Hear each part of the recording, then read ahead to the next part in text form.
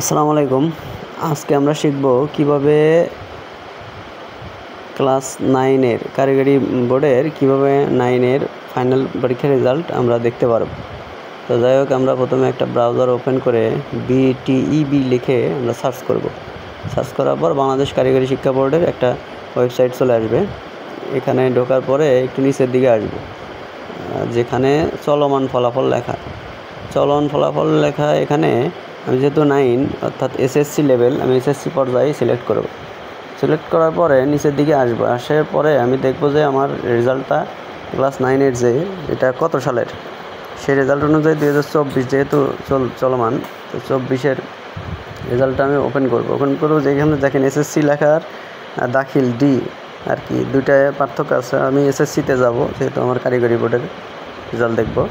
যে তারপরে আমার এই পেজটাকে আমি ডাউনলোড দেব।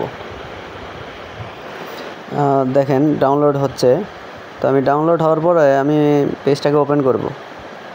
ওপেন করার পরে আমি কয়েকভাবে আমি আমার রেজাল্টটা আনতে পারি আর কি।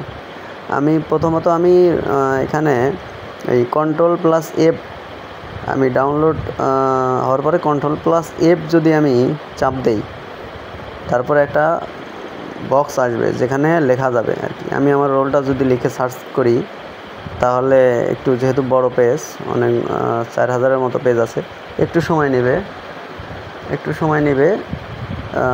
তারপরে আমি দেখেন এখানে আপ এবং ডাউনের একটা অপশান আছে। এখানে আপে দিলে আমার রোলটা কিন্তু অলরেডি চলে আসছে। তো আমি আমার রেজাল্টটা কিন্তু দেখতে পাবো।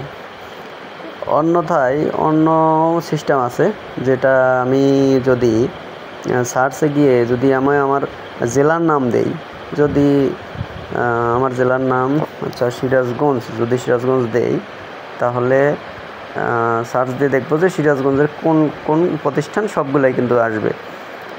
পেজ বেশি দেখে একটু সময় নিচ্ছে। যাই হোক, এখানে যে 82টা আর কি, 82টার ভিতরে সিরাজগঞ্জের অনেকগুলো আছে। যাই হোক, আমি যদি সিরাজগঞ্জ দিয়ে এভাবে আনতে পারি, আবার অন্যভাবেও আমি আনতে পারি। আমার যদি প্রতিষ্ঠানের নামই দেই, যদি নাম দেই, যেমন আমার প্রতিষ্ঠানের নাম,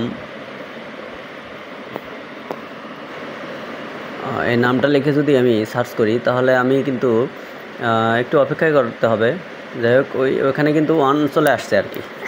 আমি আপ ডাউনের বাটনটা ক্লিক দিলে আমার পেজে নিয়ে আসবে। দেখবো যে আমার এই নামে আমার কোন প্রতিষ্ঠানে, দেখেন আমার প্রতিষ্ঠানে কিন্তু নাম চলে আসছে। তো এইভাবেও আমি পেতে পারি রেজাল্ট। তো যাই হোক, ক্লাস 9-এর যে রেজাল্টটা আমি কিন্তু এইভাবে রোল ধরে আমি কিন্তু রেজাল্টটা পেতে পারি। ধন্যবাদ সবাইকে।